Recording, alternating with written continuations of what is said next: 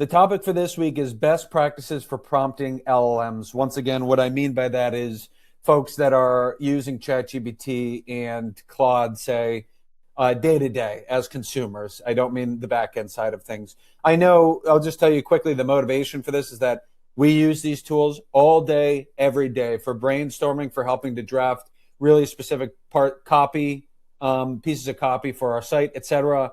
And I really felt like I didn't know exactly when it came to model selection, when it came to how to structure a prompt, was I doing things right? Doesn't matter if you use it once a month, but if you're using it all day, every day like we are, it becomes very important. And then finally, by extension, the use case where it's really critical to know prompting well is when you have, thousands of users like we do, and every single person sees the output of the prompt you've created. So it has to, if it scales, you have to make those prompts very good.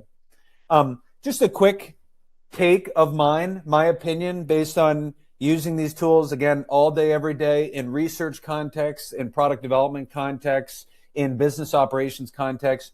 When we're thinking about research, my opinion of the strengths and weaknesses of big AI models like ChatGPT and Claude, some things that it's good for: summarizing a topic's literature, pretty darn good. If you get into maybe empirical findings, quantitative empirical findings, not so much. But if you are looking for example, the evolution of the literature on a particular topic over the course of 20 years, even 100 years, these tools are very, very good for that. Even probably much better than what you can produce via a quick scan of the actual papers, and doing a synthesis that way. Identifying seminal papers. Yes, there are hallucinations with ChatGPT when you query it for 20, 30, 40 papers. If you are looking for a few of the top seminal papers in a field, generally those outputs are very, very good. And it's extremely good at identifying those, and it can link to them as well. These tools can, I should say. A bit of brainstorming and testing ideas, without a doubt. My view is you should really never brainstorm anymore without AI, is what I think, having that be a partner to you. And then cleaning up writing. Indeed, the initial copy, I will never use AI for. I really try to make it very human and candid. But then when it comes to things like making your writing more concise, doing it kind of piece by piece, I think it's very helpful. And then finally, if you have an article, a single PDF, you can plug that into a Claude, for example, and ask some questions about it. However, what the big AI models are not good for in a research context, statistical estimates and certainly meta-analyses. So it is not a very good application of a ChatGPT to ask a question of what are the quantitative effects of X on Y, do a rough averaging across 20 papers or across the literature. Those are generally very bad results. Searching for anything more than 5 or 10 papers on a topic, and we've gone through this carefully, where we look for we ask for a literature, top 5 papers on this subject, top 10 on that subject. Those results are excellent. Get anything above that and you get hallucinations. There's like a clear cutoff. It's not like it happens gradually. You ask for 20 papers and then 15 of those, 10 of those are going to be hallucinated. You ask for 5, they're going to be awesome, really awesome. Identifying or inferring new insights, certainly that is a human task in my view. It's really hard to get AI to, for example, come up with a super cool, innovative potential contribution in the literature you might want to research. Maintaining a library, I'll get into. Querying anything more than 1 or 2 full text articles. Indeed, these models, the big models, are not set up to upload 30 papers and ask questions across those papers and ask for tables that break out AI fields. It just doesn't. It's too much memory, too much context for those models. So those are some things it's not good for. The high level, by the way, is when I'm first getting started in an area of research, of course I want to tear through some papers, but I really do love to start off with some of these models. Now, let's just get right into some of the main questions here. Model selection is something that I know historically I haven't thought about much, but increasingly I feel it's very, very important. I'll reiterate something. If you're using these models all day, every day, which we are, it was pretty recently that I discovered that I had been paying for a great model, specifically within Claude. I hadn't selected it. And for a lot of the things that I was using ChatGPT for, this model in Claude was way, way better at those things. So here I am spending quite a bit of my day working with bouncing ideas off of, getting maybe writing suggestions from these AI models. Meanwhile, it's like there could have been a much better employee available to me. There's a really great model in Claude that I wasn't using. So the point is, take this question kind of seriously. You don't have to switch. You don't have to bounce between 5 models throughout the day, but test them out. Might as well. So the rough consensus on models is that Claude is good for brainstorming. I'd say ChatGPT I use for brainstorming as well. Really good for long documents, complex instructions, and more important than anything else, Claude is so good for databases and systems. If you need to, keep track of a big table of contacts, if you need to do things like run a bunch of citation files through an AI model and ask for, I don't know, some kind of outputs, any sort of big systems that involve a ton of data, long reports, those should be going on in Claude, in my view. Claude is so good at handling a ton of context. Context being what you put in the model. That's what I mean by context. ChatGPT, best for coding. Most people would say vibe coding. Analyzing charts. I will, for example, if I see a table in a report and I want to recreate it, I snippet that table, put it into ChatGPT. ChatGPT is really good at pumping out a table that's very easy to use. It does it super quickly. And general purpose versatility. ChatGPT is the best mobile app, for example. I use that throughout the day on my phone for personal stuff as well. And then these last two I won't go through much. Gemini is really good for long context queries. Other than that, I don't use Gemini much. And Perplexity, Perplexity's big claim to fame was that they show all of their sources. Now, pretty much all the models do that now, but still, Perplexity maybe does it to a greater extent. Any summary response you get, there'll be a ton of citations if that's what you're looking for. When in doubt, and I've discovered this recently, use Claude and call it a day. If you need to pick one, I mean it, pick Claude and consider bouncing between different models in Claude, but that's my recommendation. ChatGPT is good still in some contexts. The user experience is a little better. It's faster. Claude is damn good. So that would be my suggestion. For the real experts, and I'm not going to go through all this, let me just tell you my own personal kind of preferences. Claude, if you particularly subscribe to Claude, the default model you get is Sonnet 4.5. Everyday workhorse, I think that's pretty accurate. I recently discovered Opus 4.5. For me, it was Sonnet 4.5 was great at handling large data sets, for example, but ChatGPT was still better at critical thinking, still better at writing. I switched over just that little drop down in Claude to Opus 4.5, and holy crap, that is now my favorite model for writing, for critical thinking, for everything. I mean, the responses are much shorter compared to a ChatGPT. The UX is better. It's not all numbered bullet points and like crazy lists. Opus 4.5, don't even think about it. Just start using that. I'm telling you. But the reality is, okay, you've got all these models. Indeed, when we are building software tools on the back end, we need to look through each of these models to figure out which of them are most economical and which of them can handle a lot of context. Every little model tweak matters to us because we have thousands of users querying them. But if you're a consumer using these tools, most platforms like Claude, they give you kind of a standard, what we'll call the workhorse model, the thinking model, and the lightweight model. I would say if you can flip between them to sort of match what you're trying to accomplish to the purpose there, that's helpful. Once again, when in doubt, use Claude Opus 4.5. It is sweet.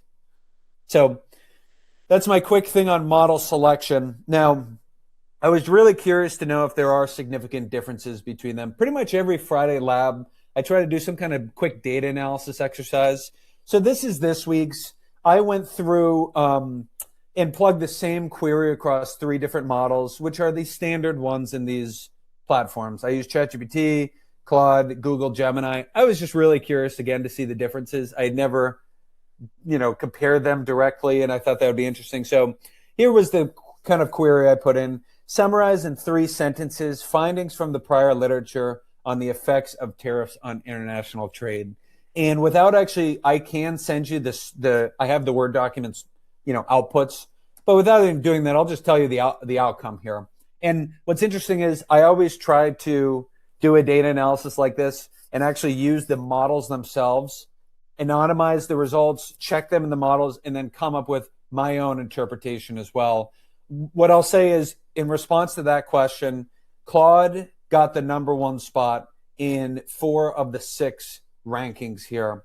And I'll go through that in 1 second. ChatGPT is the clear #2 in most cases. Gemini is just about always the clear #3.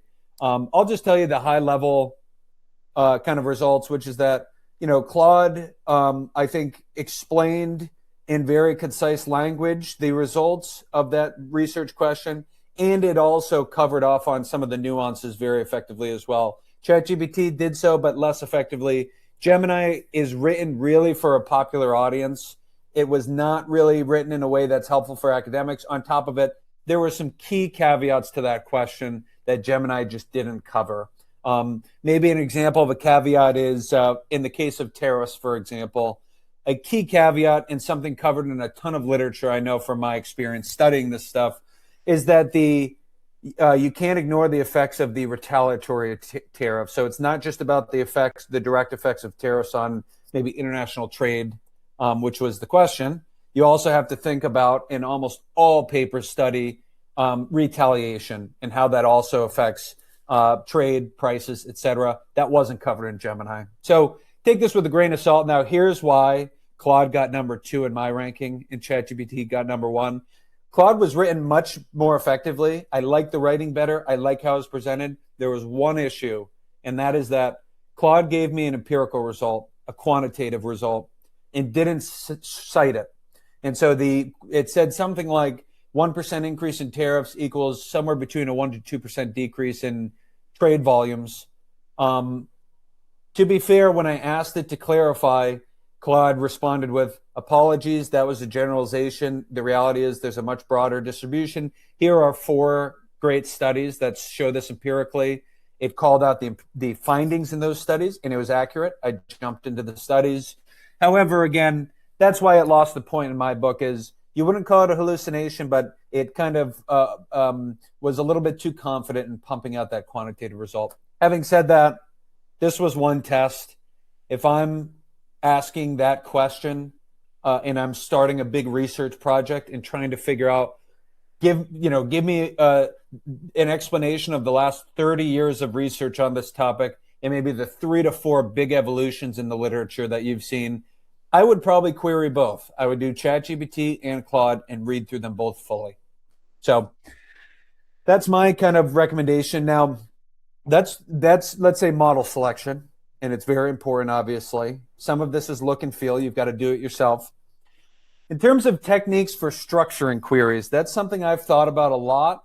And until actually putting together this deck, as it so often happens, I hadn't really looked into this. I was doing things like putting 3 dashes to denote different sections. And I didn't have any reason to do this. I just thought it would be helpful for the model if I did maybe a ... or 3 dashes to show a section break. Spoiler alert, I came to find out that doesn't really matter at all. But so I thought it'd be good to get scientific about this. Now, some kind of key highlights that I'll just go through one by one. Writing prompts like short memos. Indeed, treating each prompt as if it's a new document, let's call it. Use line breaks and labels. Importantly there, if you copy and paste, for example, a query out of ChatGPT and then paste it back into ChatGPT, let's say, all the text gets stuffed together. So I had an inclination that line breaks really didn't matter. It turns out they do. Line breaks are recognized, paragraph form is recognized, and indeed, labeling labeling the parts of your query matter. So just to give you an example, and I'll go through this in a second, maybe the key task, what you're trying to accomplish, and then rather than just providing more information via paragraph form, actually labeling the next part as key context to keep in mind, and then listing out your comments can be helpful. Specify role, task, context, constraints, and output.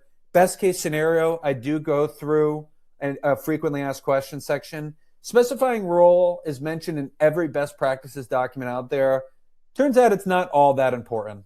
So I'll get into that in a second. Decompose before generating, i.e., don't stuff too much in one chat. If you've got a couple questions, ask the first one and then ask the second one afterwards. And that is why using a Claude is helpful. ChatGPT outputs are too long, in my view. It's too hard to pour through them.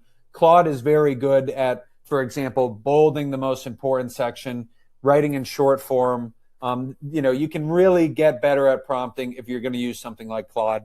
And then treat formatting as a control mechanism. I think that's important as well. The structure of a good versus bad query per the book. The bad query is act as a research assistant and summarize the literature on AI and education, focusing on methods and findings. I often do this and think, hey, I just want to let the model kind of work out what's important and what's not. But the reality is the best thing to do is take control of your commands. And so in this case, best case scenario, you have a role. My view is you don't need it, but act as a research assistant. Here's the task. Here's some things to focus on. Don't assume that the model can break that up with task and context well. Just make it explicit. The more input, the more context you can give the model into your thinking, I feel, the better. So that is the structure. Now, one thing I'll say is this is a theme in every single Friday Lab session, which is that any sort of problem you're working on or you're trying to get better, skill you're trying to get better at, there's just about always a really cool software product out there working on it. And again, I'm always harping on the fact that, especially in academia, where it's a little bit hard to do this, people should be just trying products like crazy. I mean, that's in our business, we're trying like 5 to 10 new software products every day, maybe, somewhere around 5. And yeah, 20 of them aren't really great, but then we find one that just changes our world. And so I really feel like everyone should just be trying a relentless amount of software products right now. And indeed, one of those that I didn't know about, so to that point, you don't know it till you go out and look for it, is called Better Prompt. And that is where you can plug in, you can see kind of the user interface here. You can plug in some high-level prompts, and then the software will go ahead and create a good structured query for you. I've never used it. I don't know its effectiveness. I heard about it through some discussion forums, and so I think it can be helpful. I'm sure it works for some people, but might be worth testing out if you are just like constantly using these tools. I know I'm going to try it out as well. A few more slides here, a little bit more high level. I would say, it was interesting. I was at a 1-year-old's birthday party the other day, one of our good friends, and I was having a conversation with someone, and we were trying to answer some funny, trivial question from social media about animals or something. And so I pulled out my phone and started typing on ChatGPT, and someone said to me, like, why are you using ChatGPT for this? It's just kind of bullshit. It's a bunch of random. And that's a common view, I feel, is to think, hey, it's not, how do I describe it? Real, it's a black box. You're over-relying on this tool, etc. And I just want to kind of really defend the logic behind it. So AI tools like ChatGPT, they're often discussed as black boxes, but in practice, they're generating responses by consolidating data, information, patterns, content from a huge amount of high-quality material produced by experts in those fields. So there is no reason at all to think, if you think of, for instance, how we used to go about maybe doing quick research on a particular question, you go to Google and you maybe click on the first few links. What we're talking about is obviously a much more informed way to answer a question. Not a few links, but generally 5, 10, maybe even in some respects, hundreds of links and good content on that topic are put into and inform a ChatGPT output, including a much higher proportion of academic research sources than the typical Google, result. And so I just wanted to call that out. Once again, let me explicitly, a single response reflects the structure and content of work that collectively took hundreds of thousands of research hours to produce versus, once again, a Google search results article, you click on it, one person's opinion for the most part, 5 hours of work maybe. And so it is, I will defend this to the end, that it makes a lot of sense to always complement your brainstorming, your research, etc., with some of the big AI models. Now, my view is there's no reason why the same information literacy tactics that librarians teach us about research in general can't be applied to AI. I just made the analogy of a Google search result, reading through a single article and reading through a ChatGPT output, which has dozens, hundreds, thousands of Google search result articles in there. And so why can't the same lessons of information literacy that librarians teach us be applied to AI? Just to pull one example, information literacy, in my view, is really just kind of research skills. Knowing, for example, how to determine the credibility and relevance of a particular source based on different signals, what information and themes to pull out of an article, where to look in that article. Those are information literacy tactics, in my view. And it's the same thing with AI, is my view. So just to give you one example, this is the framework for information literacy for higher education from the ACRL, huge library organization. And just a couple kind of specific bullet points here is knowledge practices, citing the contributing work of others in their own information production. The analogy there is we did a session recently on AI teaching policies. Citing your use of an AI model, I think, is important.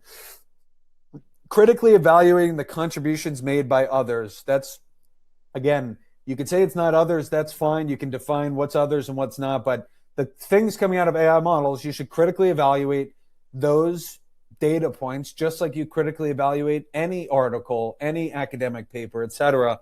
And then finally, recognize that a given scholarly work may not represent the only or even the majority perspective on the issue.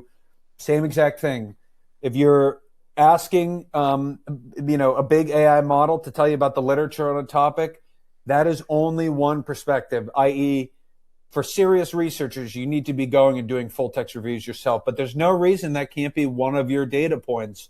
I mean, you could argue that, last thing I'll say is maybe you could argue that if you use the outputs of an AI model in your literature reviews, you could argue, hey, it's not going to be fully informed, whatever, but are you really telling me that the outputs, findings of a single paper or article are fully informed? Of course not. Some of them are outright wrong. The methodologies really stink. They're not cited well, etc. So we should be able to apply the information literacy principles taught by, for instance, the ACRL to AI. Pretty straightforward. I have a few FAQs and then we'll close out here. How important is it to specify role? I did a bit of testing on this, and the reality is it depends on the use case, but it's not that important, okay? So you can, in my view, kind of ignore that in all the best practices documents. I went through a specific test. I asked for, again, that summary, 3 sentences, prior literature on the effects of tariffs on trade. Then I gave it a role in that task. There was some slight differences. The second output was maybe a little bit more academically written, a little more technically written, indeed using words like elasticity. Could be helpful, but a lot of the ultimate findings were the same. And so my judgment, this is my judgment, but the difference between the outputs of these two, where role was defined and wasn't, it's about a 10% change in the language used. Could be helpful. I think it's probably not a big deal, though. To what extent do individual chats inform each other? I've been wondering this for a while. Because sometimes I'll notice ChatGPT, I start a new chat, it has some information about some of the things I've worked on before, but then sometimes I recognize that it doesn't, it's not very informed. So the answer is it's kind of a gray area. It's not, very little do chats inform each other. In fact, mechanically, one chat absolutely does not inform another. So you will never set up a new chat in Claude or ChatGPT and the information from your last chat was consumed there. Instead, there are account level context kind of data points that are stored for your account. An example for mine is, because I queried ChatGPT for my own, runs a recurring webinar called Friday Labs. However, any sort of nuanced discussions I've had with ChatGPT about what to name this session or what I'm trying to accomplish with the YouTube description or whatever, those are not stored in other chats. So that's really important in my view. So don't assume this new chat has much context from your prior one. Can a chat become too long? I wonder this. Sometimes I notice it's a little slow. I'm thinking, did I query it too many times? Does it matter how much? Because we know the history of your one particular chat is all of the context put into the model for the next output. So there's a lot of data on some of my chats running through the LLM and then pumping out a new output. And so the answer is yes, and it's a bit more quickly than you'd imagine. So can a chat become too long? The answer is yes, a bit more quickly than you'd imagine. It also depends on the task you're working on, though. Example is a 100 message chat where you're iterating on a single document is fine. Whatever, if there's high topic diversity, let's call it, that's when it becomes a problem. A 15 message chat where you've pivoted through 3 unrelated topics might be really difficult to handle. So, but as a rough rule of thumb, confirm this across 3 different models. 20 to 30 messages is okay. 20 to 30 click enters, okay. 30 to 50 is a gray area. 50 to 75 plus, high risk. When in doubt, do a clean room reset. And that means you ask the system, the chat, to summarize your chat, your key assumptions, etc. You can even give it tell explicitly what you're trying to accomplish. Then paste that into a new chat and continue the discussion. Best thing to do. So that is the wrap up of the kind of core content. I know we're over time, so I'm just going to mention this briefly and say the Mora in focus slide. I try to do one. This whole thing's like thought leadership, but I try to do one slide on Mora. Mora in focus, asking ChatGPT to summarize an area of research is pretty easy. So for example, once again, give me a 1-paragraph summary describing the effects, the prior literature on the effects of tariffs on international trade. Damn good summary. Really great for getting a quick scan of the literature. However, when you're dealing with 100 papers in a library and you need AI-related fields run across all of those papers, you need to store those and have them ready for you when you come back. You need to store the full text articles, and you often need data points that are not AI-related, such as cross-ref ISSN, author names, journal quality indices, etc. That becomes much, much harder. Herein the niche of Mora. Mora is all about giving users all of the powerful tools we're talking about here, such as OpenAI and Claude prompting, providing them with a ton of different data points from other vendors that are not AI generated, making citations simple, and giving you the ability to maintain a library of 100, 200, 1,000 papers. That's what, again, Mora's niche is all about.